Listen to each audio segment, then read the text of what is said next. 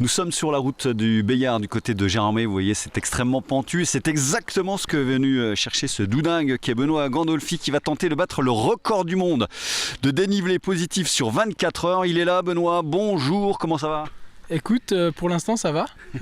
Météo des Vallées était formelle. J'avais choisi la pire fenêtre météo parce que je devais partir d'ici quelques heures. Donc mardi, Météo des Vallées m'envoie un message: écoute Benoît, si tu as la possibilité, reporte. Et ils ont eu raison, les bougres. Donc les 24 heures devaient être vendredi à samedi de 10h à 10h. Finalement, ça sera du samedi 9h à dimanche 9h, c'est bien ça? Ouais, c'est ça. Samedi 9h, dimanche 9h. Pareil, Météo des Vallées m'ont dit que c'était une fenêtre météo vraiment propice. Assez doux la nuit, pas de précipitation, pas de soleil, pas de vent. Donc si la piste arrive à ressécher, on a mis un dispositif dont même Roland Garros est fan.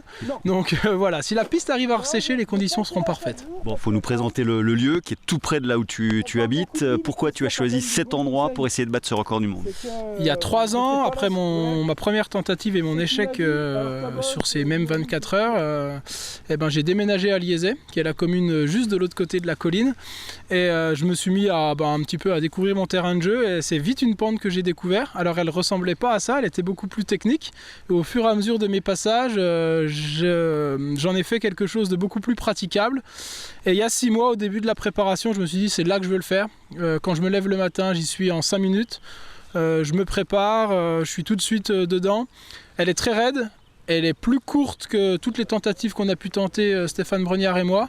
Et je pense que c'est vraiment le bon ratio distance-kilomètre. Donc 338 mètres c'est l'aller-retour, 68,52 pour être précis, parce que évidemment un géomètre a dû certifier la bosse.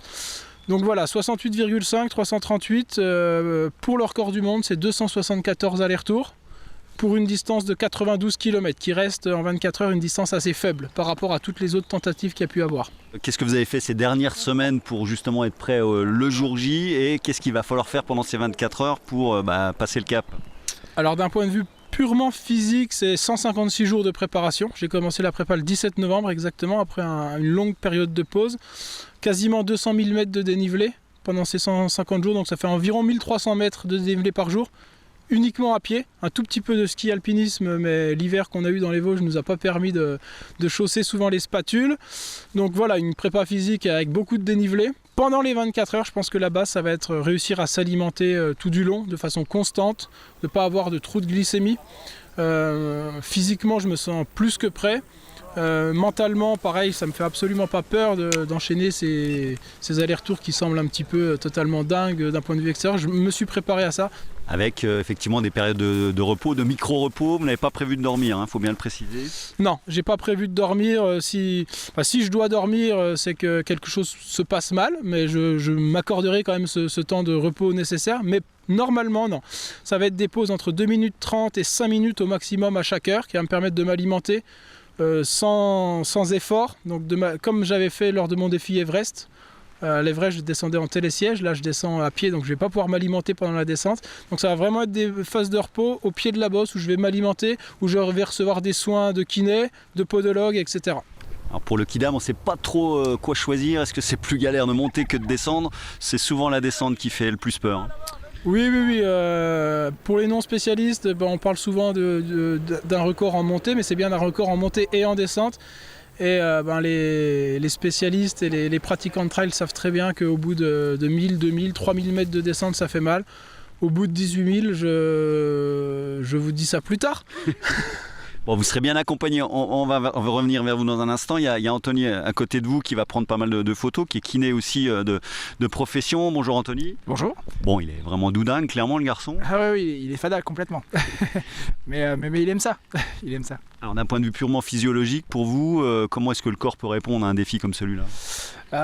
Il va répondre avec beaucoup de souffrance. Comme vous disiez, en fait, la montée, on la gère plutôt bien. On est sur un effort ce qu'on appelle concentrique, donc le muscle se contracte, mais en étant en position raccourcie, donc ça va bien.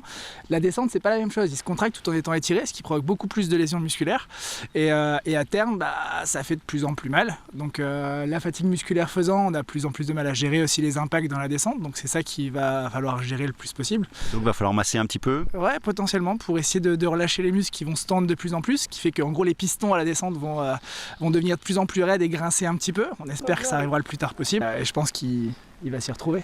Bon, il y aura du monde en permanence, c'est ce qu'il faut préciser. Il ne sera jamais seul tout au long de ces 24 heures. Ouais, c'est ça. Il a organisé tout un planning en fait avec des pacers qui vont se relayer, donc un seul par heure, pour que finalement il ait un peu quelqu'un qui le pousse quelque part ou qui l'aide à maintenir le rythme tout du long et pas ce sentiment de solitude dans lequel on peut potentiellement un peu se perdre de temps en temps. Et se sentir accompagné, ça nous pousse systématiquement. Merci Anthony, on espère que vous aurez le moins possible à intervenir. On va refinir avec Benoît. Ouais, c'est important de préciser que c'est un défi évidemment personnel, mais que vous serez super accompagné. Ouais, et je m'en rends de plus en plus compte. Il y a 156 jours, je me voyais assez fier, seul, à faire ce défi, et je me rends compte que à plusieurs, on est vraiment plus fort. C'est pas que des mots. J'ai pu voir là, à la fin de la prépa, chaque pacer, donc chaque accompagnant qui va m'accompagner une heure est venu tester, et des séances que je faisais seul, que là j'ai fait accompagner des pacers en leur montrant le rythme, j'avais l'impression que ça passait à une vitesse fulgurante. Musculairement, ça a permis aussi de valider que la prépa était bonne. Là, ces 2 dernières semaines, je me sens très bien, et le fait d'être entouré, et surtout d'être entouré des bonnes personnes, j'ai choisi des gens qui souhaitent que je réussisse. Dont d'ailleurs le recordman du monde, ce qui est toujours étonnant, ce qui est Christophe Nonorg, donc le Suisse qui sera là. Ouais, j'ai découvert en Christophe quelqu'un de formidable qui m'a inspiré l'année dernière, qui a continué à m'inspirer en participant à la Barclay au mois de mars, là, qui est une des courses les plus réputées, les plus difficiles, les plus mythiques du monde. Donc Christophe, le fait qu'il soit là et qu'il me soutienne vraiment avec des mots chaque jour depuis quelques semaines, il a réellement envie que je batte son record, et je trouve sa démarche très belle. Peu importe le résultat, si les gens ont compris ce que j'allais chercher au fond de moi et que je pouvais aussi donner, moi, des vocations à des gens qui sont là, et de se dire que la vie est courte et il y a plein de moyens de l'embellir. Moi j'ai choisi ce défi absurde, et depuis 6 mois ma vie est très belle avec ce truc-là. J'ai adoré préparer ça. Et si ça peut un petit peu transpirer comme la mousse transpire aujourd'hui, j'aurais gagné. Un défi et des valeurs, départ de ce qui peut paraître insensé ce samedi à 9h entre Liezet et Gérardmer, fin de la tentative de record dimanche à la même heure, avec l'objectif d'avoir avalé dans l'intervalle 18 774 mètres de dénivelé positif. Il y a une petite route en replat.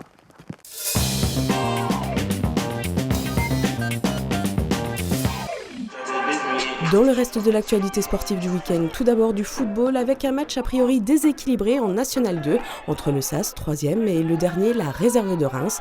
Pour continuer à croire en ses chances d'accession à l'étage supérieur, Épinal, qui compte 3 points de retard sur le leader Fleury, doit impérativement l'emporter. Coup d'envoi à 18h à la Colombière.